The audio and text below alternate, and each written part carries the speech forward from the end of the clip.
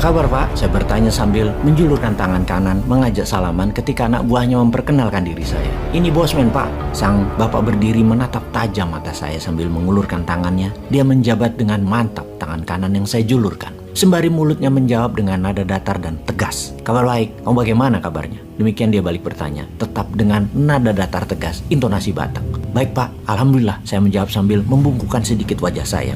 Bayangan saya teringat 30 tahun yang lalu sambil bertanya dalam hati, ini Bapak ingat gua nggak ya? Tapi pertemuan dahulu kan cuma sekilas, pakai nama code sign segala lagi. Pasti nggak berbekas di ingatannya. Ya sudah, saya pun tidak mempermasalahkan dialog pertanyaan di dalam hati saya tersebut. Apa kerja kau sekarang? Kalimat pertanyaan ini mengejutkan saya dan saya pun berpikir sekali lagi, dia ingat saya kali ya. Siapa Pak? Masih yang sama, membangun wirausaha sektor keuangan kecil-kecilan. Sambil menjawab, otak saya berpikir, lebih baik basa-basi bicara di permukaan. Yang penting saya bisa gali balik data beliau. Itu adalah kebiasaan bawah sadar bagi seorang manusia yang mempunyai platform berpikir berdasar threat analisis. Semua dilihat dari sisi ancaman dulu. Ancaman itu bisa berkurang atau hilang kalau kita dapat data dengan tepat, dapat informasi dengan tepat hingga knowledge solusinya bisa tepat. Begitu knowledge-nya kepegang, maka jadi tenang pikirannya. Karena itu tidak heran kalau beliau yang latar belakangnya kuat di intelijen, beliau lebih memilih bertanya dan menggali informasi terlebih dahulu. Dan di sisi kita yang lagi digali, hadirkan informasi sebanyaknya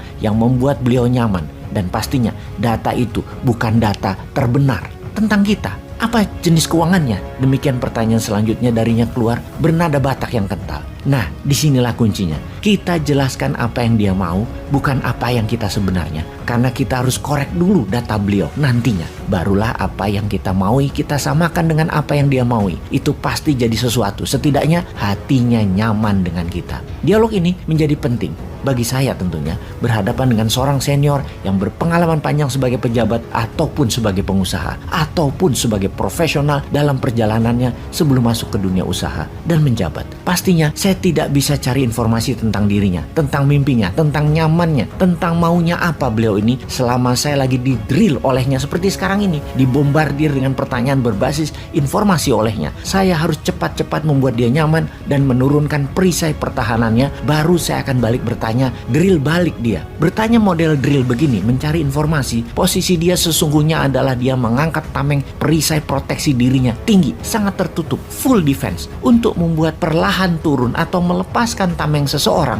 jawaban kita harus tepat. Saya pun menjawab, saya melihat peluang di bidang keuangan Pak. Karena untuk membuat Indonesia berdaulat, apa yang pemerintah lakukan sudah banyak, tapi tidak semuanya bisa teratasi. Masalah juga banyak. Jadi supaya pemerintah dan negara bisa maju dengan cepat dalam bidang ekonomi, menurut saya adalah bidang keuangan alternatif. Adalah salah satunya. Maka kami memfokuskan di sana Pak. Dan puji Tuhan, alhamdulillah, semua berjalan baik. Sangat baik bahkan. Kata puji Tuhan adalah terminologi yang pasti membuat dirinya nyaman. Di mana dia adalah seorang Nasrani, dia menerima kata tersebut pasti membuat dirinya nyaman. Saya memilih berasosiasi kata tersebut agar membuat dirinya nyaman. Dia tahu saya Islam. Dengan awal saya jelas mengatakan alhamdulillah ketika ditanya kabar. Dan terminologi kedua ini sengaja saya menggunakan kata puji Tuhan alhamdulillah yang sama arti harafiahnya. Sekali lagi, untuk menurunkan tameng pertahanannya dan berhasil. Sekilas mukanya berubah dengan sebuah kata puji Tuhan tersebut. Dia pun tersenyum tipis pas kata tersebut meluncur dari mulut si Sontoloyo ini. Kali ini intonasinya menurun. Usaha macam apa pula itu?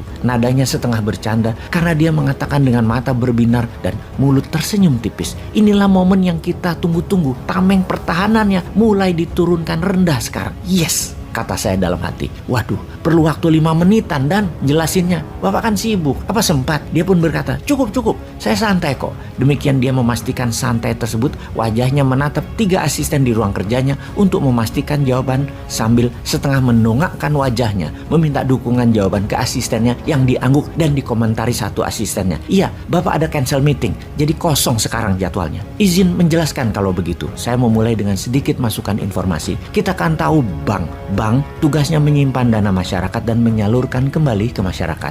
Menyimpan dalam hal ini menabung. Menyalurkan dalam hal ini masalah pembiayaan. Biasanya kredit. Bank dapat fee bunga dari kredit. Dan untuk mengcover beban bunga deposito nasabah tersebut. Itu dikenal dengan istilah lending atau pinjaman. Nah, yang kami bangun bukan lending Pak, tapi funding. dengan konsep bagi hasil usaha, di mana para investor kalau di bank, penabung yang menabung tadi risikonya kecil karena kerugian atas risiko pemberian kredit yang menanggung pihak bank sampai batas tertentu. Kalau sudah lewat batas, ya kolaps juga banknya. Di sisi bisnis ini, di mana untuk keamanan nasabah, pinjaman bank mewajibkan adanya jaminan atau kolateral. Kalau di usaha ECF urun dana, investor yang menanggung resikonya. Namun peluangnya untuk mendapatkan keuntungan bisa 3-10 kali dari bunga bank. Di sisi investor mendapatkan saham kepemilikan usaha. Investor juga harus teliti memilih usaha UKM yang mau diinvest. Di sini memerlukan kedewasaan investor. Wajahnya masih datar, kemudian mulai berkerut kening. Matanya menatap jauh, mikir rupanya dia. Saya lanjutkan monolog saya. Kita menarget UKM, di mana UKM di Indonesia kelas menengah ada sekitar 3 jutaan pengusaha dari data yang kami peroleh. Dari 3 juta pengusaha tersebut,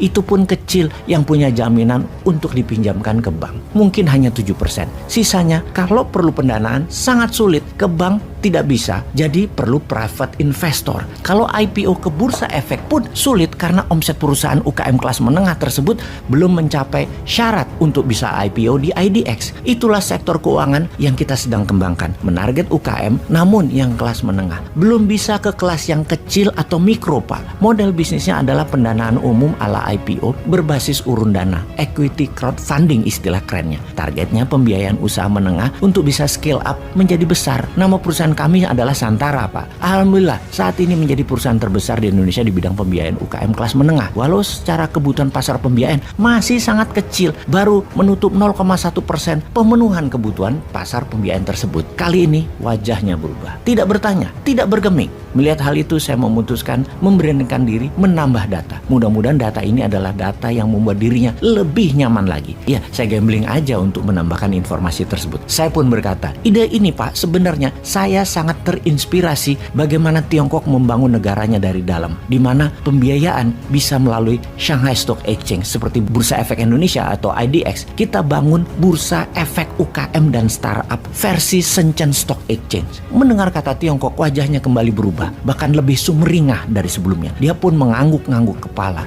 Lalu dia bertanya, lalu kamu mau apa untuk pemerintah bantu?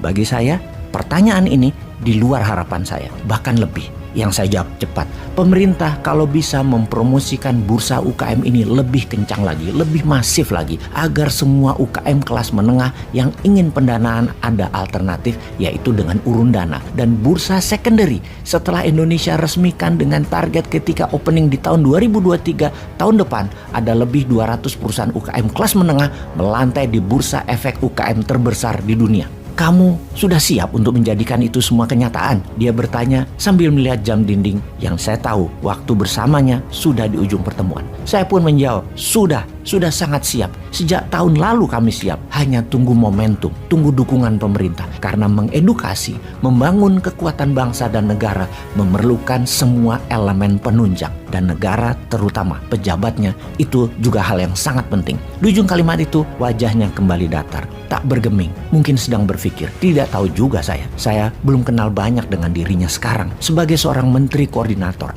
seorang opung yang sangat beragam pengalamannya, baik sebagai profesional yang panjang sebelum dirinya menjadi pengusaha dan menjabat jabatan politik. Apapun jawabannya itu, saya menunggu diam dalam posisi duduk tegap sikap sempurna, hingga sebuah kalimat terdengar di telinga saya. Ayah, habis sholat subuh anterin mas pertandingan bola ya. Itulah suara putra nomor 3 saya bicara dengan suara pelan memecahkan impian saya ini. Saya pun ucek-ucek mata, beringsut bangun sambil ngomong dalam hati, ini ngimpi kok jelas bener ya, kayak beneran, sampai nggak bisa bedain mana reality, mana imajinasi, mana lamunan.